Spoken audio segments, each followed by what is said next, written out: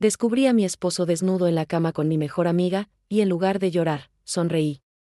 Porque mientras ellos celebraban su traición, yo ya estaba 10 pasos adelante, preparando una venganza que destruiría no solo su relación, sino todo lo que habían construido a mis costas. Lo que ellos no sabían es que yo tenía pruebas de algo mucho peor que una simple traición. Mi nombre es Valentina, tengo 34 años y soy contadora. Durante 12 años construí una vida que creía perfecta junto a Alejandro. Teníamos una empresa de consultoría financiera que levantamos juntos desde cero, una casa hermosa en Polanco, y lo que yo pensaba que era un matrimonio sólido. Beatriz era mi mejor amiga desde la preparatoria, la persona en quien más confiaba después de mi esposo. Qué ironía, ¿verdad? Todo cambió un martes de octubre. Yo tenía que viajar a Guadalajara por una auditoría que duraría 3 días, pero el cliente canceló a última hora. Decidí regresar a casa para darle una sorpresa a Alejandro. La sorpresa me la llevé yo. Entré a mi propia casa como ladrona, con cuidado, porque escuché risas que venían de la recámara. Risas que conocía muy bien, ambas voces grabadas en mi memoria. Subí las escaleras despacio, con el corazón latiendo tan fuerte que pensé que me delataría. La puerta estaba entreabierta. Y ahí estaban, en mi cama, entre mis sábanas, desnudos y ajenos a todo excepto a ellos mismos. Te amo tanto, escuché decir a Beatriz. Ya no soporto tener que esconderme. Pronto, mi amor, respondió Alejandro, acariciando su cara. Pronto Valentina no será un problema. Todo está casi listo. Esas palabras me helaron la sangre más que la imagen de sus cuerpos enredados. ¿Qué significaba eso de que yo no sería un problema? Retrocedí en silencio, bajé las escaleras como fantasma y salí de mi casa. Me senté en el coche durante 1 hora, temblando, pero no de tristeza, de rabia. Una rabia fría, calculada, que me hizo ver todo con claridad absoluta. No iba a gritar, no iba a hacer un escándalo, no iba a darles el placer de verme destrozada. Esa noche, cuando llegué a casa oficialmente de mi supuesto viaje, actué como si nada hubiera pasado. Alejandro me recibió con un beso en la frente, preguntándome cómo me había ido. Le conté detalles inventados de la auditoría mientras preparaba la cena. Él comió mis enchiladas sonriendo, sin imaginar que cada bocado que le daba era un paso más hacia su destrucción. Al día siguiente contraté a un investigador privado. Se llamaba Javier, un señor de unos 50 años con cara de haber visto todo en la vida. Le di toda la información que tenía y le pedí que me consiguiera pruebas. Fotos, videos, horarios, todo lo que pudiera. Pero además, le pedí algo más, que investigara las finanzas de nuestra empresa. Porque esas palabras de Alejandro seguían resonando en mi cabeza. Algo más estaba pasando y yo necesitaba saberlo. Mientras tanto, seguía siendo la esposa perfecta. Le cocinaba, le lavaba la ropa, le sonreía cuando llegaba tarde del trabajo. Incluso seguía siendo amiga de Beatriz, quien me visitaba y me abrazaba como si nada, preguntándome cómo estaba mi matrimonio. Valentina, eres tan afortunada de tener un esposo como Alejandro, me decía con descaro. Es tan guapo y trabajador. Sí, le respondía. Es un hombre único, irreemplazable. Y tenía razón, irreemplazable en su capacidad para traicionar. 2 semanas después, Javier llegó a mi oficina con un sobremanila lleno de pruebas. Las fotos eran claras, entrando y saliendo de moteles en la Condesa, besándose en el estacionamiento de un restaurante en la Roma, abrazados en el coche de él. Pero lo que realmente me dejó sin aire fue el segundo sobre. Los documentos financieros que Javier había conseguido mostraban algo escalofriante. Alejandro llevaba 6 meses desviando dinero de la empresa hacia cuentas fantasma. Y Beatriz, que era abogada corporativa, lo estaba ayudando a preparar documentos fraudulentos que lo pondrían a él como único dueño de todo. Señora Valentina, me dijo Javier con voz seria, ellos están planeando dejarla sin nada. Los documentos que están preparando la sacarían de la empresa legalmente, alegando que usted cometió irregularidades contables. Es una trampa perfecta. Me reí. Sí, me reí en ese momento, porque la ironía era demasiado grande. Ellos estaban usando mi propia profesión para intentar destruirme, sin saber que nadie conocía esos números mejor que yo. Gracias por las pruebas, le dije a Javier, y le pedí que siguiera vigilándolos. Necesitaba saber cada movimiento, cada plan, cada detalle. Esa noche, cuando Alejandro llegó a casa, lo recibí con una copa de vino y una sonrisa. Cenamos juntos viendo una película, y cuando me abrazó en el sillón, yo pensaba en cada documento que tendría que revisar, en cada cuenta que tendría que proteger, en cada paso que tendría que dar para voltear esta situación a mi favor. Los siguientes 2 meses fueron los más difíciles de mi vida. Actuar como si todo estuviera bien mientras mi mundo se desmoronaba por dentro requería una fuerza que no sabía que tenía. Pero cada vez que sentía que me quebraría, recordaba sus palabras en esa cama, que yo no sería un problema. Y eso me daba fuerzas para seguir. Durante ese tiempo, trabajé en silencio. Contraté a mi propio abogado, uno especializado en fraudes corporativos que me recomendó mi hermano. Le mostré todas las pruebas que Javier había recopilado y juntos empezamos a preparar mi contraataque. Revisé cada documento de la empresa, copié cada archivo importante, y empecé a transferir discretamente activos a cuentas seguras que Alejandro no conocía. Lentamente, fui moviendo el dinero que legalmente me correspondía a lugares donde él no podría tocarlo. Javier me traía reportes semanales. Alejandro y Beatriz se veían 3 veces por semana, siempre en el mismo motel de Insurgentes. Ella había terminado con su novio, Diego, un arquitecto que no tenía idea de nada. Me dio pena ese hombre, otro inocente en esta historia de traiciones. Las grabaciones de audio que Javier consiguió fueron las más reveladoras. Los escuché planear mi ruina como si fuera un proyecto de negocios más. En 2 meses más tendremos todo listo, decía Alejandro. La sacaremos de la empresa y nos quedaremos con todo. Ella ni siquiera sabrá que la golpeó. ¿Y si sospecha algo?, preguntaba Beatriz. No va a sospechar nada, mi amor. Valentina es demasiado confiada, demasiado ingenua. Cree que nuestro matrimonio es perfecto. ¿Ingenua? ¿Confiada? Cada palabra era un puñal, pero también era combustible para lo que estaba por venir. ¿Ustedes qué hubieran hecho en mi lugar? ¿Habrían confrontado inmediatamente o también habrían esperado el momento perfecto para contraatacar? Déjenme su opinión en los comentarios. Entonces llegó el momento que yo estaba esperando. Alejandro me dijo que tenía que viajar a Monterrey por negocios durante un fin de semana, justo el fin de semana del cumpleaños de Beatriz. Qué conveniente, ¿no? Javier confirmó lo que yo ya sabía, habían rentado una cabaña en Valle de Bravo para su pequeña luna de miel clandestina. Perfecto, era exactamente lo que necesitaba. Les dije a ambos que ese mismo fin de semana yo también tenía que viajar a Querétaro por otra auditoría. Los 3 teníamos planes, pero solo yo sabía la verdad de lo que estaba por pasar. Le pedí a Beatriz que me ayudara a organizar una pequeña reunión de negocios para cuando yo regresara, supuestamente para celebrar el cierre de un gran contrato. Ella aceptó encantada, sin imaginar que estaba organizando su propia ejecución pública. El viernes por la noche, Alejandro salió de la casa con su maleta, besándome y diciéndome que me extrañaría.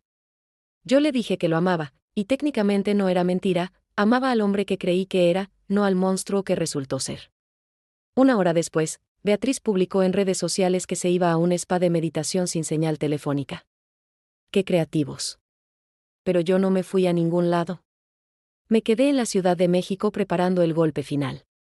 Contraté un salón en un hotel boutique de Polanco, el mismo donde nos casamos Alejandro y yo, otra ironía deliciosa. Mandé invitaciones urgentes a todos nuestros socios de la empresa, a los amigos más cercanos, a la familia de ambos, y especialmente a Diego, el exnovio de Beatriz. Les dije que era una celebración sorpresa del cumpleaños de Beatriz y un anuncio importante sobre la empresa. También contraté a un técnico de audio y video profesional. Le expliqué exactamente lo que necesitaba, una presentación que nadie olvidaría jamás. El domingo por la tarde, cuando se suponía que todos regresaríamos de nuestros respectivos viajes, mandé mensajes a Alejandro y a Beatriz diciéndoles que llegara directamente al hotel, que había una urgencia con un cliente importante. Ambos llegaron por separado, confundidos pero sin sospechar nada. La sala estaba llena de gente, todos esperando la supuesta celebración. Beatriz entró primero, sorprendida de ver a tanta gente. Diego estaba ahí, sonriendo, pensando que era una reconciliación. Alejandro llegó minutos después, y lo vi palidecer cuando me vio a mí en el escenario, frente a una pantalla gigante. Gracias a todos por venir, dije con voz firme, sosteniendo un micrófono.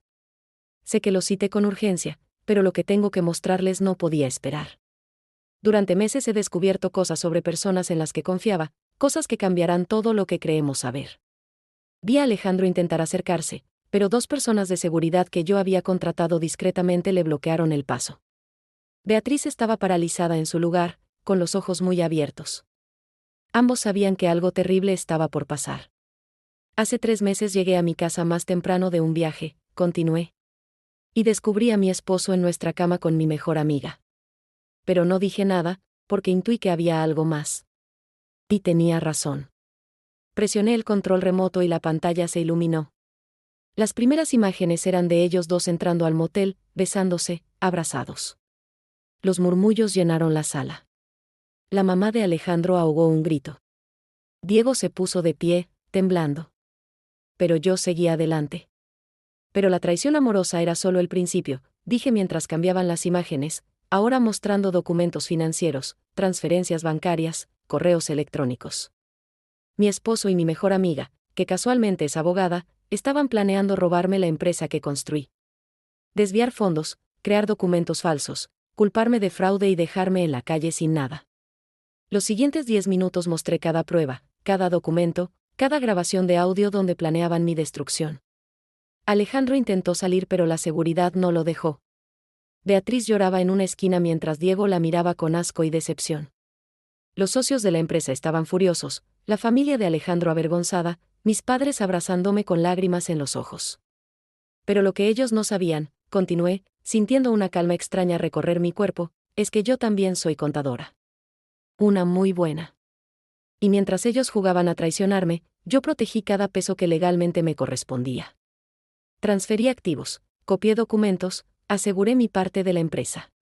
Y ahora, con estas pruebas, he presentado una demanda criminal por fraude corporativo contra ambos. El silencio era absoluto.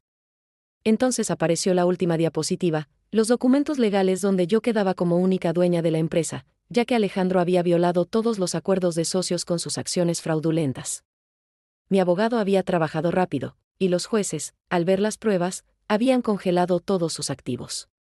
Alejandro finalmente explotó, gritando que yo era una maldita, que esto no quedaría así, que me arrepentiría. Pero su voz sonaba hueca, derrotada.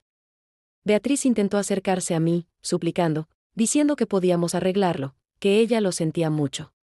La miré a los ojos, esos ojos que creí conocer durante 20 años, y simplemente negué con la cabeza. No hay nada que arreglar, le dije.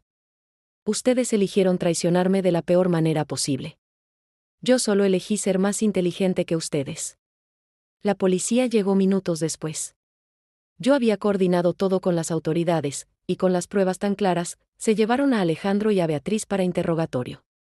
Las acusaciones de fraude corporativo en México son graves, especialmente con las pruebas que yo tenía. Mientras se los llevaban esposados, Alejandro me miró con un odio que me hubiera destruido meses atrás. Pero ya no era la misma mujer que él traicionó. Yo era alguien más fuerte, alguien que había aprendido que la mejor venganza no se sirve con lágrimas sino con inteligencia. Los siguientes meses fueron un torbellino de procesos legales, declaraciones y reconstrucción. Diego, el exnovio de Beatriz, resultó ser un aliado inesperado, testificando contra ella y confirmando muchas de las cosas que yo había descubierto. Los socios de la empresa me apoyaron completamente, y juntos saneamos todo el daño que Alejandro había causado. El divorcio fue rápido y contundente. Con las pruebas de adulterio y fraude, Alejandro no tuvo ninguna posibilidad. Se quedó sin nada, sin empresa, sin casa, sin reputación. Beatriz perdió su licencia de abogada y enfrentó cargos criminales que la mantendrían ocupada durante años. Lo irónico es que se culpaban mutuamente, destruyendo incluso el amor que supuestamente sentían. Resulta que la traición no construye relaciones duraderas, ¿quién lo hubiera imaginado? Pasaron 6 meses desde aquella noche en el hotel. Estoy sentada en mi oficina, ahora completamente renovada y sin ningún rastro de Alejandro. La empresa está más fuerte que nunca, con nuevos socios honestos y proyectos emocionantes. He sanado de maneras que no creí posibles, aprendiendo que el dolor puede convertirse en poder si lo canalizas correctamente. Hoy llegó una carta a mi escritorio. Es de la prisión donde Beatriz está esperando juicio. La abro y leo sus palabras desesperadas, suplicando perdón, pidiendo ayuda financiera para pagar abogados, jurando que lo siente, que fue un error, que la manipularon. Leo cada palabra lentamente, sintiendo nada. Ni rabia, ni satisfacción, ni tristeza.